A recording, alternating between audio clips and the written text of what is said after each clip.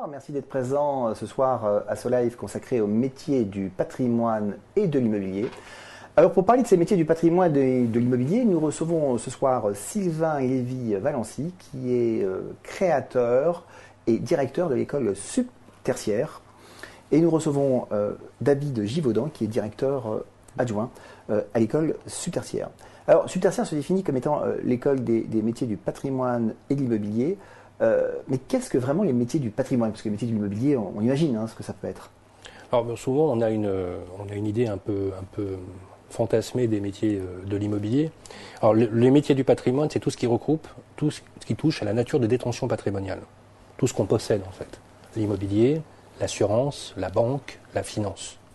Donc l'école des métiers du patrimoine regroupe l'ensemble des métiers du secteur tertiaire qui démarchent dans le cadre d'une possession matérielle quelconque. Alors ça peut être des biens mobiliers ou des biens immobiliers.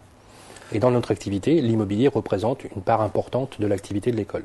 Donc nous verrons finalement que vos cursus sont scindés en deux grandes parties, on peut dire. D'un côté, tout ce qui va relever de l'immobilier, et de l'autre côté, tout ce qui va relever de l'assurance, la banque assurance et la gestion. Absolument.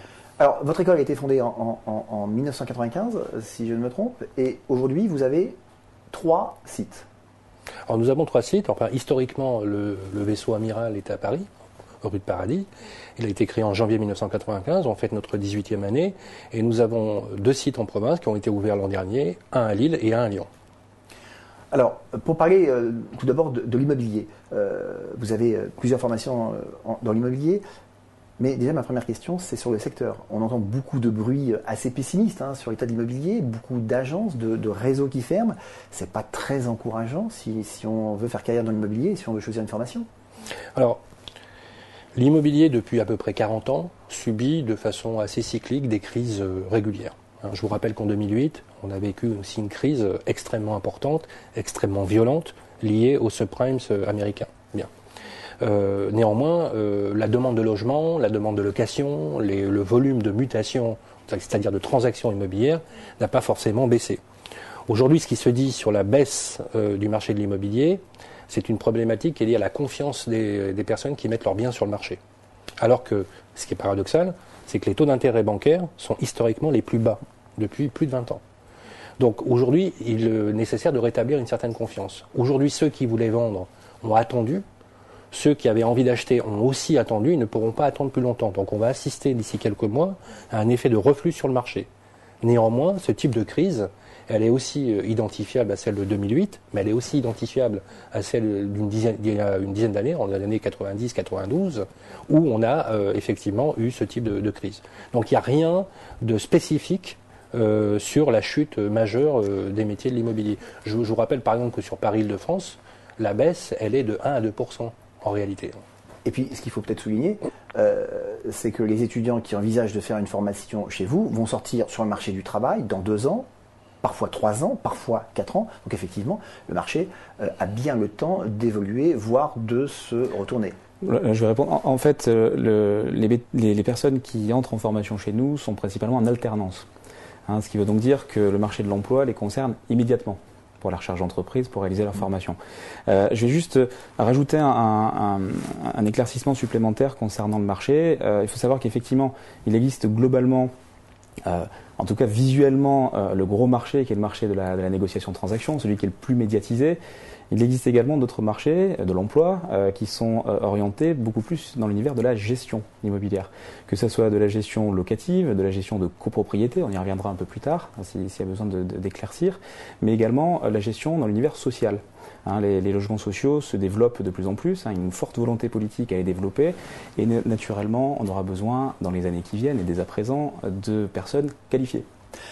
Alors justement, pour former ces personnes qualifiées, Subtertiaire propose plusieurs diplômes. Vous avez un BTS, je vais dire classique, un BTS profession immobilière qui va s'adresser à des terminales. Et puis vous avez plusieurs formations qui s'adressent à des bacs +2, +3, voire des CQP. Alors si on peut commencer par le BTS profession immobilière, donc formation classique, un référentiel d'État qui forme en 2 ans. Ça débouche sur quel métier? Alors, juste un petit rappel, le BTS profession immobilière a été créé en 1996. Autrement dit, avant 1996, il n'y avait pas de diplôme qui permettait d'accéder directement, avec un post-bac, au métier de l'immobilier. Il fallait aller à la fac, faire une licence de droit ou faire une école de commerce, par exemple, et se spécialiser éventuellement. Donc ça a été quand même une révolution en 1996 de créer le premier niveau à Bac+2 du BTS profession immobilière. Je rappelle simplement que le BTS profession immobilière est un diplôme d'État comme tous les BTS et que nous préparons à la présentation du diplôme d'État dans un cadre bien défini qui est celui de l'alternance et notamment le contrat de professionnalisation. Alors, l'avantage du BTS profession immobilière, c'est qu'il est très polyvalent. Il présente une activité sur 3 métiers. La gestion immobilière, la transaction immobilière et la copropriété. Et ces 3 métiers confèrent l'octroi des cartes professionnelles que, comme vous le savez sans doute, les métiers de l'immobilier sont des métiers réglementés. Donc on ne peut exercer ces métiers sans avoir une carte professionnelle déposée en préfecture, que ce soit pour la gestion ou la transaction immobilière.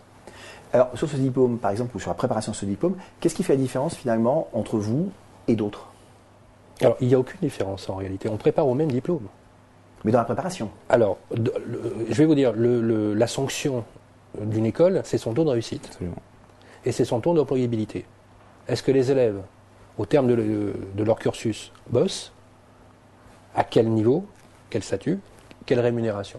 Et donc, quel est le taux de réussite? Alors aujourd'hui, le taux de réussite moyen au niveau national, au niveau de national, en alternance, il est de 45% en 2012. Nous, on a obtenu 72% de taux de réussite. Comment vous expliquez ce meilleur taux de réussite? Alors, il s'explique de 2 façons. Alors, on a une fonction très particulière à Subtertiaire, c'est qu'on a une visibilité sur le projet professionnel du jeune dès le départ. On a un travail de sélection qui est très fort dès le départ. Il est extrêmement important de déterminer le niveau de motivation avec une structure d'admission qui est aujourd'hui complètement éprouvée. Pour vous donner un exemple, sur 4 postulants, on n'en accepte que 1 aujourd'hui. Alors justement, puisque vous nous parlez des critères de sélection, on a Fabienne qui nous demande est-ce qu'il y a un bac qui est privilégié pour intégrer votre BTS? Alors, on a des bacs privilégiés qui sont essentiellement donc le bac ES, qui est un bac sur lequel on est aujourd'hui très sensible. Ceci dit, je répondrai à l'internaute qu'on n'a pas de réelle structure de sélection sur le bac. Par exemple, on pourrait estimer qu'un bac pro compta, par exemple, pourrait ne pas être adapté à la transaction immobilière. Or, on a démontré, par notre expérience, que n'importe quel type de bac peut être éligible à l'acceptation en BTS. Ce qui compte, c'est la définition du projet professionnel. Alors, on fait des tests d'admission, certes, puisqu'on vise un niveau d'excellence, mais la dimension humaine au niveau de l'acceptation du dossier est fondamentale chez nous. Donc, n'importe qui, avec n'importe quel type de bac, entre guillemets, pourrait sans aucun problème postuler à Subtertiaire. C'est-à-dire qu'il n'y a rien de rédhibitoire. C'est sûr que les bacs les plus prisés dans notre école sont le bac AS, le bac ES, en priorité, bien évidemment. Alors, ce BTS se fait en alternance, pas toujours facile de trouver une entreprise d'accueil. Ah non, c'est pas simple. Alors le mot facile, c'est un terme que l'on bannit de notre vocabulaire quand on accompagne les jeunes pour le placement. C'est vrai que de nos jours, c'est tellement courant de rechercher la facilité. Finalement, c'est pas plus mal parce que le fait d'être confronté à la réalité de l'emploi, à la réalité du marché, permet aux personnes de se rendre beaucoup plus aptes à ce marché de l'emploi. Donc pour la recherche d'entreprise, alors nous, mis à part les partenaires que l'on a, avec lesquels on travaille bien entendu, on part du principe que l'élève est le principal acteur de son placement, c'est lui qui va faire les entretiens de recrutement, c'est lui qui va pousser les portes, c'est lui qui va finalement éprouver sa motivation lors des réactions des employeurs. Et puis bien entendu, on part du principe que l'élève ne sait pas prospecter, donc chez nous, il y a un accompagnement qui est vraiment individualisé. On prend le temps dans un premier temps de bien sélectionner les personnes en fonction de leur projet et de leurs prérequis, bien entendu. Il y a un minimum de méthodologie à maîtriser avant d'intégrer ces types de formations. Mais il y a également le fait que on va, en plus de les former sur la méthodologie, les coacher. Ils ont besoin d'accompagnement. Alors accompagnement, il y a le côté un peu maternant, mais il y a besoin également de stimulation. On se rend compte que les jeunes qui vont se lancer sur le marché de l'emploi ont besoin de réalité, ont besoin, et puis la réalité quand ils sont confrontés est un petit peu difficile par moment. Parce que l'alternance c'est exigeante, il faut quand même rappeler que c'est à la fois concilier des études, préparation d'un diplôme qui est quand même solide, et en même temps travailler dans une entreprise avec parfois des vraies responsabilités. Et systématiquement dans la mesure où il y a un client derrière. que ce soit dans l'univers de la transaction, dans l'univers de la gestion, derrière, il y a le client qui est exigeant et qui attend un niveau d'exigence de la part de son prestataire qui est vraiment très important. On ne va pas demander à son prestataire s'il est en contrat de professionnalisation ou s'il est salarié depuis X années. Mais donc, sans vous engager formellement, on peut considérer que tout étudiant chez vous qui a passé ce cap du recrutement a une bonne chance de trouver une entreprise d'accueil. Absolument. Et qui ne va pas se retrouver, excusez-moi, mais sur le carreau, comme ça existe malheureusement. Alors, il y a un point extrêmement important que David a défini. L'alternance, c'est une formidable mesure d'égalité sociale. Il faut le savoir. Pourquoi ? Parce qu'elle réunit 3 conditions qui, chacune prise l'une après l'autre, sont assez antinomiques. La première, c'est que vous avez un statut de salarié, alors qu'on est étudiant. La deuxième, c'est que les institutions paritaires, pas l'État, les institutions paritaires, donc les entreprises, financent la formation intégralement. 3, on touche un salaire. Donc on est soumis à des règles qui sont celles des salariés, où se greffent au-dessus les obligations d'un étudiant. Donc c'est un travail quand même extrêmement important. C'est assez violent comme engagement. Néanmoins, c'est extrêmement enrichissant. Pourquoi ? Lorsque vous finissez votre BTS, que vous l'obtenez, on a fait des statistiques. La première, c'est qu'on a 2 fois plus de chances de trouver un job. Ça, c'est certain. 2, le niveau de rémunération est supérieur en moyenne de valeur de 25%. 3, nous, dans notre école, très souvent, les élèves restent dans l'entreprise d'accueil sans embaucher en contrat à durée déterminée. Et enfin, j'ajouterai un point extrêmement important. Oui, on a un réseau de partenaires, puisqu'on se fait fort d'accompagner et de placer la majeure partie de nos élèves. Néanmoins, comme disait David, c'est une responsabilité commune. C'est un contrat à 3. C'est un contrat entre l'entreprise, entre l'école, entre le jeune. Si le jeune espère venir à Subtertiaire, s'asseoir et ne faire aucun effort pour qu'on le présente à nos partenaires, ça ne fonctionnera pas. Puisqu'effectivement, comme le disait David, on ne fera pas des entretiens de recrutement à sa place. Notre réseau de partenaires, justement, a compris cette idée, et donc c'est la réunion de ces énergies-là qui permettent de placer environ aujourd'hui quasiment plus de 80% de nos élèves. Alors, on a beaucoup parlé d'insertion professionnelle du BTS, mais on a Aurélie qui nous pose une question et qui nous demande, mais est-ce que le BTS suffit ? Est-ce qu'un Bac+2 aujourd'hui suffit ? Ou est-ce qu'il ne faut pas plutôt envisager une poursuite d'études après ? Alors moi j'ai une idée très simple, c'est que lorsqu'un élève souhaite continuer ses études, je l'incite à le faire. Pour plusieurs raisons. La première, c'est que le BTS est un Bac+2, c'est une exception européenne. Car en Europe, aujourd'hui, le prérequis de base, comme vous le savez, il est à Bac+3. Donc la France bénéficie d'un régime particulier, avec des formations supérieures, limitées à 2 années après le bac. Donc, dans la perspective de ce que va devenir le marché de l'éducation dans les années à venir, et donc des secteurs professionnels, j'incite la majeure partie de mes élèves à suivre une scolarité complémentaire. À suivre une scolarité complémentaire chez nous, mais aussi avec les partenariats que nous avons noués, par exemple, avec l'Institut de la construction et de l'habitat qui fait partie du CNAM. Donc ça, c'est un conseil très fort que je donne aux élèves. Ce qui n'empêche pas, bien évidemment, avec un Bac+2, c'était aussi la volonté des BTS de pouvoir travailler dès le terme de son diplôme. Alors justement, ça fait peut-être un peu la transition avec d'autres formations que vous proposez à des niveaux d'accessibilité Bac+2 ou Bac+3, chargé de gestion immobilière et conseiller en transactions immobilières. Alors, est-ce que vous pourriez nous préciser peut-être les métiers auxquels cela forme et puis on reviendra après peut-être sur les conditions de recrutement. D'accord. Alors l'univers commercial, on va dire, de la transaction immobilière, voire même promotion immobilière, est un univers qui va en fait présenter qui est un univers en fait qui est orienté sur de la transaction, de la vente. C'est-à-dire que le professionnel de l'immobilier va mettre en relation un propriétaire-vendeur avec un acquéreur, une personne qui recherche un bien. Dans l'univers de la promotion, ils vont tout simplement écouler des biens, vendre à des futurs acquéreurs des biens qui sont en état futur d'achèvement ou alors qui sont déjà achevés. Dans l'univers de la gestion immobilière, il y a 3 grandes orientations. Une première orientation qui est l'orientation de la gestion locative.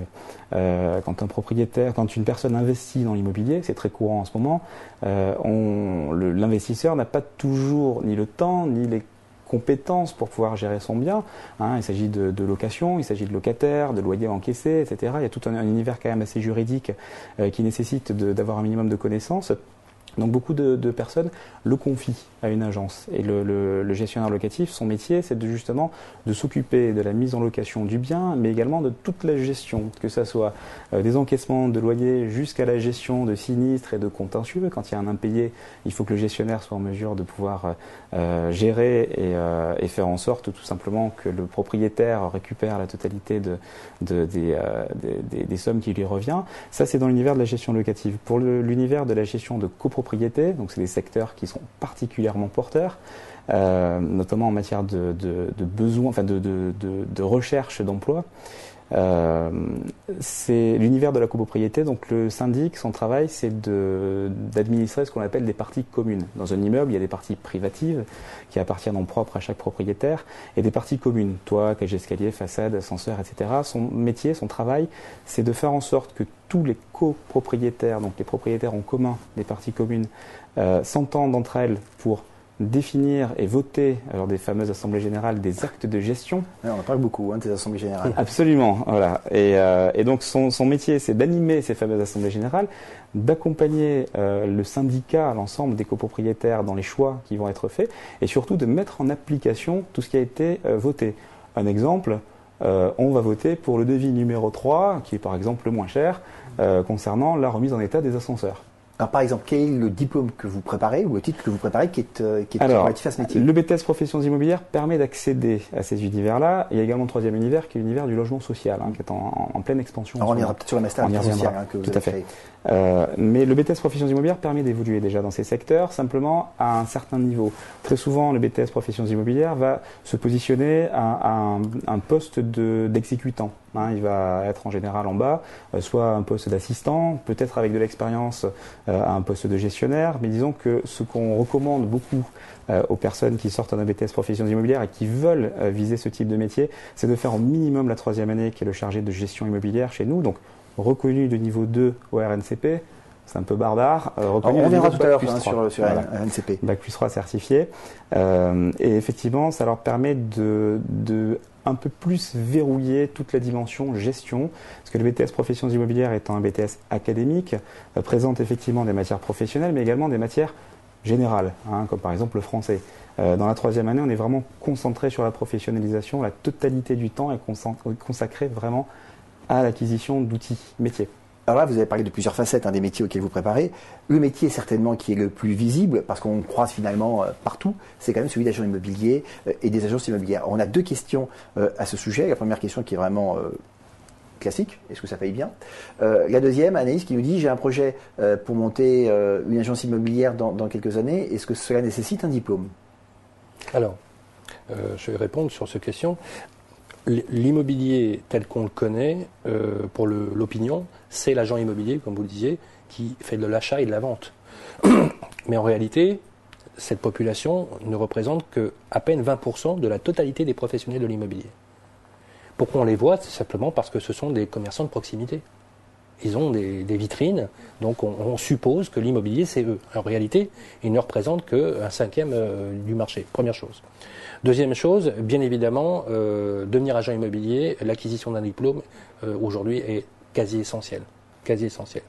Et quelqu'un qui aurait un projet professionnel a intérêt à mettre de son côté le maximum de professionnalisation en termes de savoir. Et je dirais la chose suivante, aujourd'hui, il y a une crise qui touche la transaction immobilière, c'est-à-dire l'achat et la vente, parce que 80% des agents immobiliers ne font pas de gestion locative, ne font pas d'administration de biens. Or, être un agent immobilier, c'est aussi connaître l'administration de biens et faire de la gestion locative. Pourquoi? Parce que justement en période de crise, la gestion locative assure une récurrence de chiffre d'affaires, donc des volumes de rémunération qui permettent de se développer. Et enfin, vous avez posé la question sur la rémunération. Alors, là, il faut aussi un peu démystifier. Maintenant, je peux vous donner des statistiques qui sont liées à l'école. Comme vous le savez, aujourd'hui, il y a un peu plus de 3850 élèves anciens subtertiaires dont on a mesuré l'évolution depuis 18 ans. On sait aujourd'hui, lorsqu'on sort du BTS Professions Immobilières, le premier niveau de rémunération pour un agent immobilier se situe à 34 € aujourd'hui, en moyenne. Sur 5 ans, l'évolution de la rémunération passe de 30 à quasiment entre 45 et 55 € sur 3 à 5 ans. Pourquoi? Parce qu'on sait que dans la rémunération dans la structure de rémunération de l'agent immobilier, grosso modo, vous avez un gros 60-70% de part fixe et 30 à 40% de part variable, ce qui est un peu le mécanisme du métier. Néanmoins, pour les gestionnaires de copropriété, comme pour les gestionnaires d'administration de biens, le premier niveau de rémunération au sortir du diplôme à Bac+2 avec le BTS, c'est entre 27 et 30 €, soit 2 500 € brut par mois. Alors, précision intéressante évidemment sur la rémunération, parce que c'est quand même toujours une question qui se pose. C'est essentiel. Tout à l'heure, vous avez parlé de titres RNCP, et on a Fabien qui nous demande, oui, mais RNCP, c'est quoi? Alors, je vais essayer de le faire le plus simplement possible. C'est toujours compliqué, hein, c'est toujours compliqué, mais surtout, on ne sait pas trop ce que ça veut dire, hein, grosso modo. En France, vous avez un outil qui dépend directement de l'État, qui s'appelle le répertoire national de certification professionnelle. Ce répertoire identifie toutes les formations, qu'elles soient de l'université, de l'éducation nationale, mais aussi les filières techniques, donc les centres de formation privés, des écoles privées, les grandes écoles, sont insérées dans le répertoire avec une homologation. Cette homologation donne un niveau. Ce niveau va d'un niveau bac ou à un deuxième, troisième cycle, c'est-à-dire bac+5 et plus. Il faut savoir que le répertoire national de certification recense les formations, deux types de formations, les formations qui correspondent à un niveau, c'est-à-dire un niveau bac+2, bac+3 ou bac+4, mais elle recense aussi les formations dites de branche, ce qui est le cas des CQP. Un CQP, un certificat de qualification professionnelle, est un titre de formation de branche qui n'a pas vocation à identifier un niveau. Donc elle ne donne pas l'équivalent d'un bac+2 ou d'un bac+3. Donc cet outil-là, ce répertoire, ce RNCP, c'est le plus important. On peut d'ailleurs s'y connecter sans aucun problème, rncp.org. Lorsque vous y avez accès, vous voyez toutes les formations qui sont reconnues et qui sont intégrées dans le détail des formations par secteur d'activité. Alors, on a bien compris comment ça se passait, mais si on pouvait résumer en une phrase, finalement, ce que ça représente, pour certains, par exemple, il y a des accréditations dans les écoles de commerce qui sont un gage de qualité. Que représente RNCP? Mais vraiment, en quelques mots, quand on dit qu'on est RNCP, au fond, ça veut dire quoi? Ça veut dire qu'on a une bonne formation, qu'on a une formation qui forme vraiment à l'emploi? On peut dire ça. On peut dire, en résumant une phrase, le fait que la formation soit au RNCP, c'est une garantie de qualité présumée sans aucun problème. Puisque la reconnaissance en fait est basée également sur l'accès à l'emploi. C'est-à-dire que lorsqu'on monte les dossiers pour les validations RNCP, les commissions nous demandent d'apporter des éléments précis sur ce que deviennent les étudiants en sortant des formations. Donc naturellement, le fait qu'une formation soit reconnue RNCP témoigne du fait qu'il y a un accès à l'emploi au sortir de cette formation. Mais pas uniquement. C'est-à-dire que c'est à la fois l'emploi, mais c'est aussi la qualité de pertinence du diplôme ou de la formation certifiée dans le secteur d'activité. Et nous, en tant qu'école, on a créé nos propres titres RNCP. Donc on est à la fois propriétaire des titres et sont remis en cause tous les 5 ans. Nous remettons nos dossiers au RNCP pour les réactualiser tous les 5 ans. Et on est en même temps centre d'examen. Donc ça, c'est important, notamment pour notre conseiller en gestion immobilière, qui est l'équivalent d'un bac+3 aujourd'hui, qui est ce qu'on pourrait dire une licence professionnelle, permet d'avoir ce type de démarche. Donc nous, on a bien compris à Subtertiaire que l'utilisation de cet outil permet à la fois de réunir ces trois conditions, l'emploi, l'excellence et la pertinence dans le secteur d'activité, et le fait qu'il soit reconnu en France et en Europe. Tout à l'heure, en parlant du réseau et des anciens, vous avez parlé de 3850 anciens, si je ne me trompe pas. Environ, oui. Ça doit faire une des forces, j'imagine, de l'école, cette capacité, finalement, pour trouver des entreprises d'accueil et évidemment pour trouver un emploi, parce que ça fait quand même pas mal de portes où taper. Absolument. En fait, le Subtertiaire est de plus en plus connu, effectivement, chez nos partenaires. Alors, chez nos partenaires, il y a effectivement beaucoup d'anciens élèves à des secteurs plus ou moins élevés. Et effectivement, le fait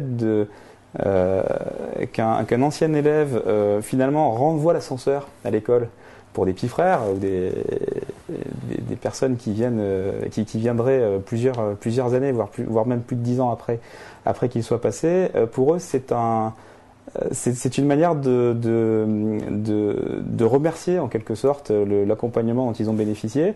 Et puis il y a aussi une fierté de démontrer, d'expliquer, de témoigner de l'évolution qu'ils ont eue juste après la formation et de dire voilà, vous m'avez aidé à un moment donné, maintenant je suis en mesure de vous aider, ou plutôt d'aider vos élèves et de leur permettre par la suite de leur donner leur chance à eux aussi. Parce que moi on m'a donné ma chance et maintenant je suis en mesure de pouvoir la donner.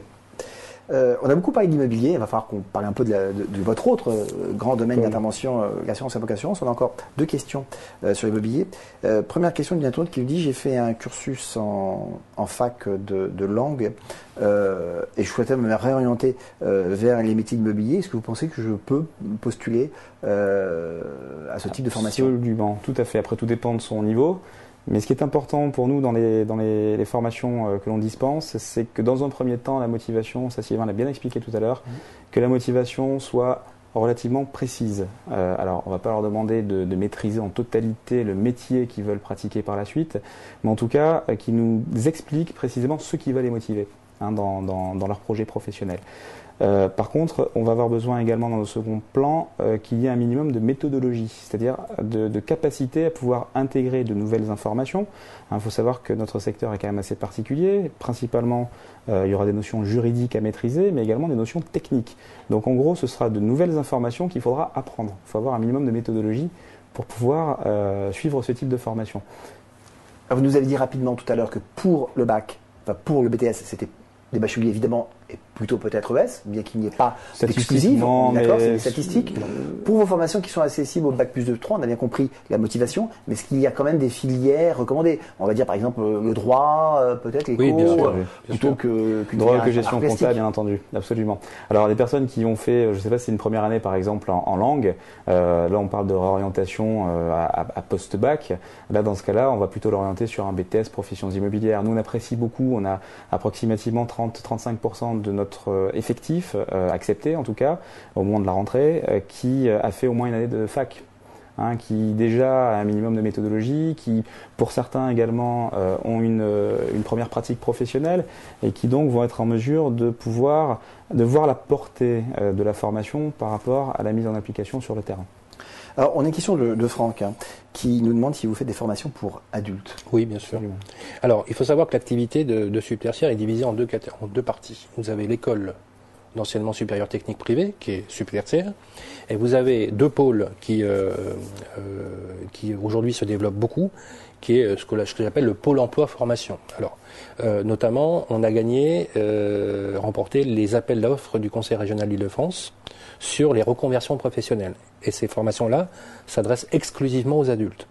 On a aujourd'hui 3 sessions par an qui préparent aux métiers dont vous avez décrit, qui sont les métiers de l'immobilier, à travers les CQP, qui sont donc des titres de branche, et avec un travail qui est fait sur les dossiers de façon différente. Donc bien évidemment, cette activité-là est une activité extrêmement importante. On a une deuxième activité qui est en train de se développer, dans le cadre du dispositif de la préparation opérationnelle à l'emploi, la POE, dont vous avez peut-être entendu parler, qui permet de donner à des publics qui sont dans des situations, soit des situations de vulnérabilité professionnelle, notamment sur des métiers, par exemple, qui ont disparu, sur des secteurs d'activité lourdement sinistrés, c'est le cas de la métallurgie, par exemple, où on a fait des travaux extrêmement intéressants de reconversion professionnelle avec des populations qui sont des populations dont l'âge moyen est de 45 à 50 ans. Alors, juste un mot pour ce point. Les professions immobilières apprécient les personnes qui ont un degré d'expérience important. Donc quelqu'un qui aurait 45 ou 50 ans, qui aurait travaillé 20 ou 25 ans dans l'automobile par exemple ou dans le secteur métallurgique, voudrait devenir agent immobilier, négociateur immobilier ou gestionnaire de copropriété, il pourrait sans aucun doute le faire, car la profession aujourd'hui n'a pas de critères rédhibitoires en matière d'âge, et ce qui est une très bonne chose. Car comme vous le savez, dans le secteur aujourd'hui, sur les métiers principaux, passé un certain âge, il y a une espèce de discrimination qui s'oppose. Dans ces métiers, et dans nos métiers en tout cas, ça je peux vous l'assurer, nous avons des partenaires qui jouent parfaitement le jeu. Sur la base de votre expérience, donc de ce réseau que vous avez constitué, si on pouvait faire un peu de prospective et dire, selon vous, quels sont les métiers sur lesquels il va y avoir un fort recrutement ou une certaine tension? Quels sont ces métiers de l'immobilier sur lesquels vous imaginez qu'il va y avoir du recrutement dans les 2, 3, 4 ans qui viennent? Si vous pouvez isoler des métiers un peu spécifiques. Déjà à ce jour, les métiers de l'immobilier le secteur de l'immobilier est un secteur en tension, qui a été défini par le Pôle emploi. C'est-à-dire c'est un secteur pour lequel les employeurs ont des difficultés à recruter. En l'occurrence, c'est dû au fait qu'on a besoin sur le marché de l'emploi, on a besoin de main-d'œuvre qualifiée pour occuper des postes spécifiques avec des connaissances et des compétences particulières. Donc en termes d'évolution, nous la grosse évolution que l'on voit dans les années à venir se porte non pas exclusivement mais en grande partie sur l'univers du logement social. Alors justement, parce qu'on a une question de Marc qui nous parle d'un master habitat social que vous faites et qui nous demande, oui mais ça prépare à quoi?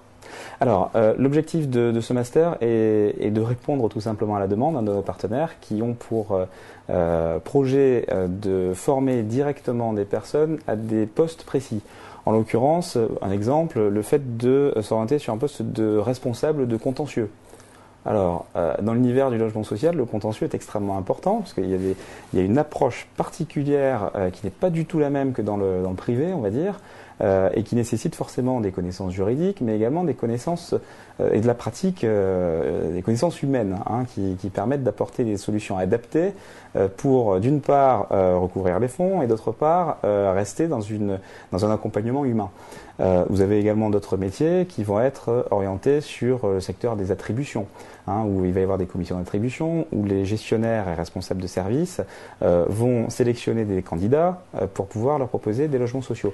Donc en fait, le fait de mettre en place ce master permet de former directement, en fonction des besoins du marché, des personnes qui veulent évoluer dans ce secteur. Quand je dis évoluer, c'est-à-dire occuper des postes et pouvoir grandir par la suite, puisque ces secteurs-là permettent des évolutions à plusieurs niveaux.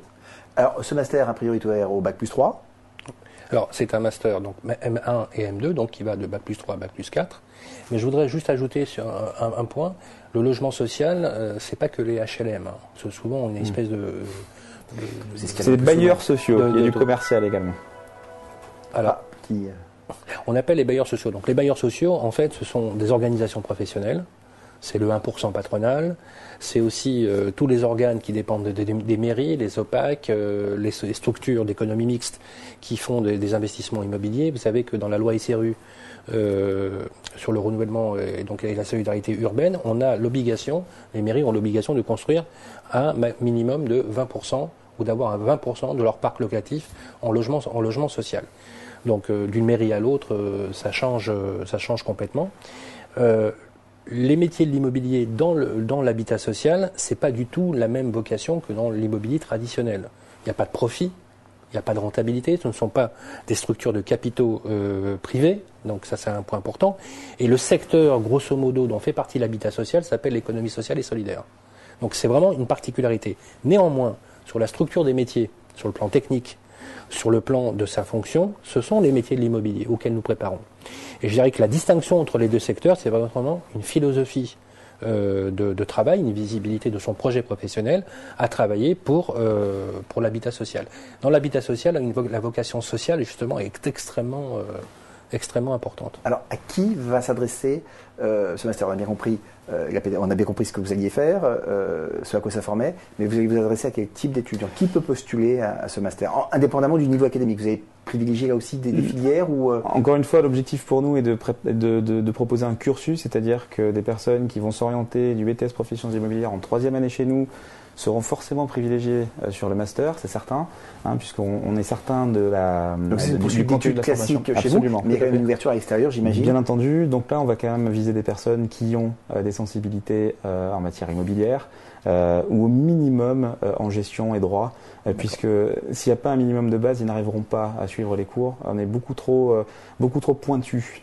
Dans la spécialisation, il faut au moins maîtriser l'univers de la gestion ou déjà de l'immobilier. Les formations juridiques sont très appréciées, bien évidemment, puisque le corpus des métiers de l'immobilier est lié à la loi. Hein. Donc, effectivement, pour les masters en logement social, un des prérequis les plus appréciés, c'est par exemple 2 années de fac, un doc de droit, est tout à fait indiqué pour ce type de formation. Alors, on a beaucoup parlé des formations dans l'immobilier, des débouchés dans l'immobilier, mais subtertiaire, c'est aussi d'autres formations dans le domaine de l'assurance, la banque assurance, la gestion. Donc, un secteur qui recrute aussi? Alors, c'est historique. La banque assurance, l'assurance, ce sont des métiers en pleine mutation en réalité, contrairement à ce qu'on pourrait imaginer. Et donc, depuis plus de 40 ans, ce sont des métiers qui embauchent en permanence. Tout à l'heure, David disait que les métiers de l'immobilier sont sous tension, c'est-à-dire que les employeurs aujourd'hui n'arrivent pas à recruter des personnes suffisamment formées. C'est une réalité, même en état de crise. C'est-à-dire quel type de métier, par exemple, on n'arrive pas à recruter aujourd'hui? La transaction immobilière, c'est une grande difficulté. même si il y a une baisse des transactions immobilières et les agences immobilières aujourd'hui souffrent de l'état du marché, on a des difficultés à trouver des personnes formées. La gestion immobilière, qui a un gros problème de formation des collaborateurs. Je pense à la copropriété notamment. Pour vous donner une idée, chaque année, c'est entre 12 et 18% des demandes qui ne sont pas satisfaites. Dans le domaine de l'immobilier. Dans les 3 métiers de l'immobilier. Alors si on revient sur l'assurance, la banque assurance et... Alors l'assurance, pour vous donner une idée, vous avez à peu près 60% des Français en moyenne qui sont titulaires d'un contrat d'assurance. On estime que dans les années qui viennent, dans les 10, 15, 20 années qui viennent, le taux de détention de contrats d'assurance va passer de 1 à 3. C'est-à-dire que chaque foyer va avoir entre 1 et 3 contrats d'assurance. Les contrats d'assurance, l'assurance en elle-même, c'est un métier qui va aujourd'hui se développer à une vitesse extrêmement importante. Pour plusieurs raisons. Il y en a une, notamment en matière de gestion de patrimoine, qui est la défaillance aujourd'hui ou le désengagement des pouvoirs publics sur la retraite. Donc les personnes vont être incitées de plus en plus à prendre en main dans leur valeur mobilière, c'est-à-dire leur contrat d'assurance vie, le fait de souscrire des crédits, le fait d'assurer leurs enfants, par exemple, en termes de scolarité, en termes de, par exemple, les assurances en cas de décès, pour prévoir les problèmes de succession. Donc ces problématiques-là sont très importantes. Donc le volume de recrutement aujourd'hui en assurance, chaque année, il augmente. Donc c'est des métiers, typiquement, en termes d'emploi, en termes de débouchés, en termes de développement, qui ont une demande qui est largement insatisfaite chaque année. Alors, on utilise le terme assurance, mais aussi on utilise le terme banque assurance. Quelle est la vraie différence entre les deux, finalement? Alors, il y a une différence qui est importante, c'est que, en fait, l'assureur traditionnel, le Generali, AXA, des grands groupes comme ça, ont aujourd'hui structuré tout un développement autour des assurances de type automobile, multirisque habitation, immeuble, etc.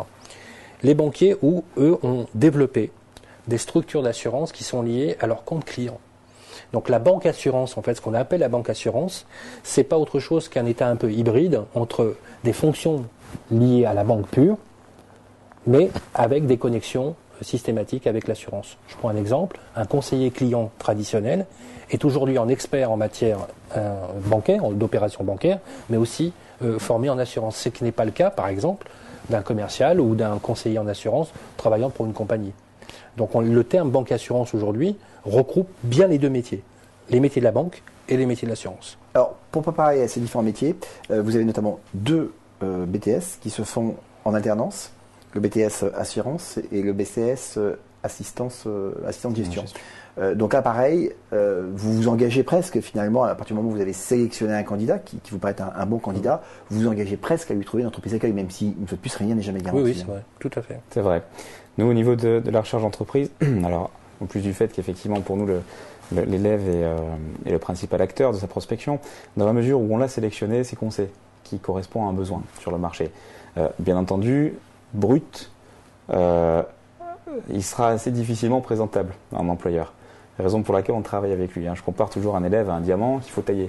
Alors, il y a le potentiel, mais il y a également le travail qu'il faut faire avec lui. Donc oui, le fait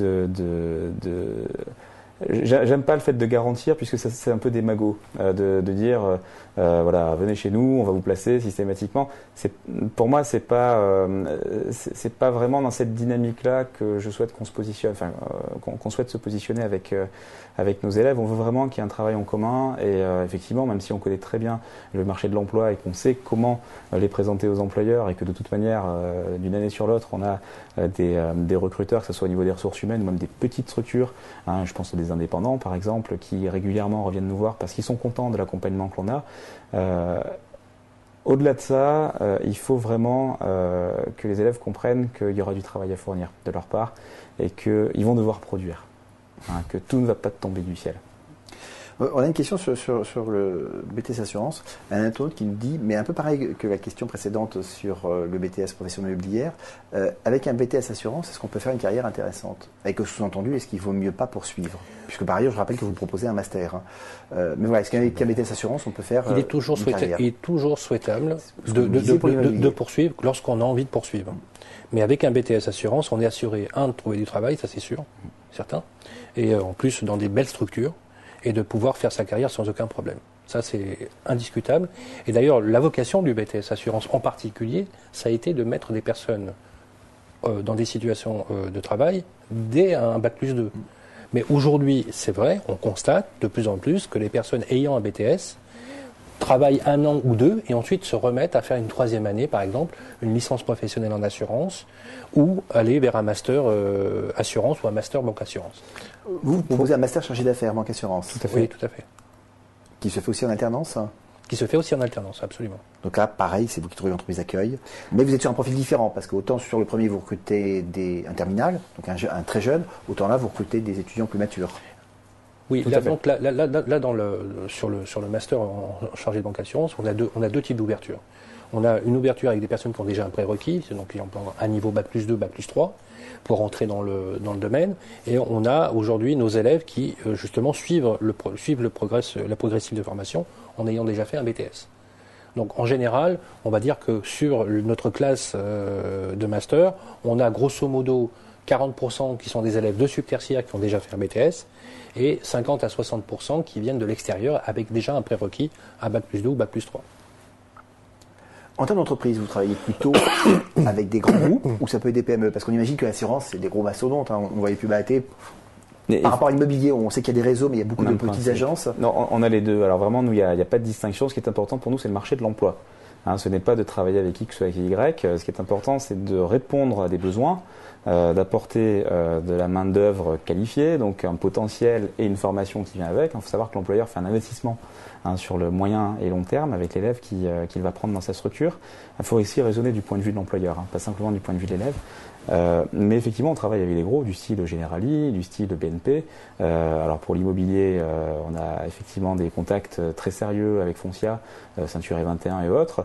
Mais on travaille également très bien avec des petites structures, notamment certains indépendants, qui n'ont pas d'enseigne particulière, mais qui ont de réels besoins, qui restent des employeurs et qui ont de vrais clients derrière à satisfaire, bien sûr. On nous demande si ce sont des métiers qui permettent de voyager. Donc, j'imagine de faire carrière à l'international. Est-ce que c'est vraiment très franco-français finalement? Non, c'est pas que franco-français qu'en France. Cela dit, on est quand même dans un univers juridique qui répond à une réglementation forcément française. Beaucoup de personnes, notamment originaires d'Afrique, souhaitent exporter leurs compétences et ouvrir par exemple des sociétés sur place. C'est une très bonne approche, en sachant que bien entendu beaucoup de pays n'ont pas de technicité aussi pointue qu'en France en matière juridique, donc ils s'inspirent de ce que l'on fait chez nous pour ensuite exporter chez eux. Et puis bon, bien sûr, ils vont se spécialiser en fonction de ce qui existe.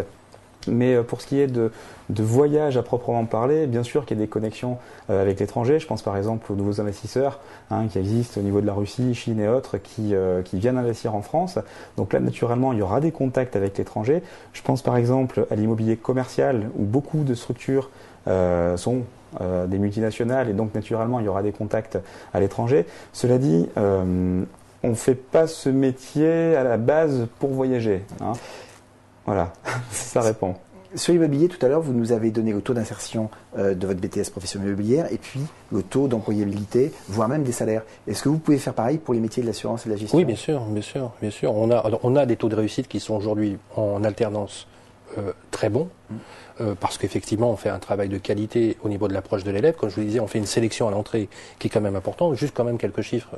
On reçoit 9000 candidatures. On ouvre sur Paris, par an, entre 300 et 350 places. Puisqu'on a un effectif d'environ 550 élèves à Paris. Donc on renouvelle 300 à 350 places tous les ans. Donc on a un taux de transformation qui est faible par rapport au volume de candidatures.